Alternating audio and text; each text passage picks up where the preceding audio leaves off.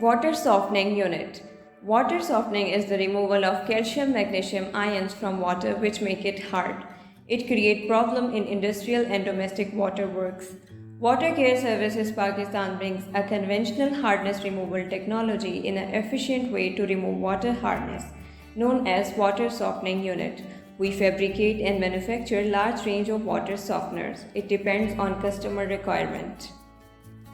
Hard water enters the water softener. At this stage, water flow and pressure are monitored. It's duplex, and in some cases, it's just a simplex unit depending on its operational base needs.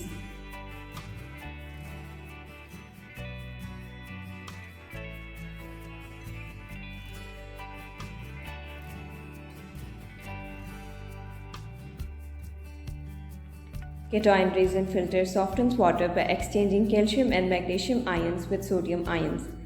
These sodium ions can't scale up and keep water body and all appliances clean. Skid-mounted systems are compact and user-friendly. We do provide strong technical and services background.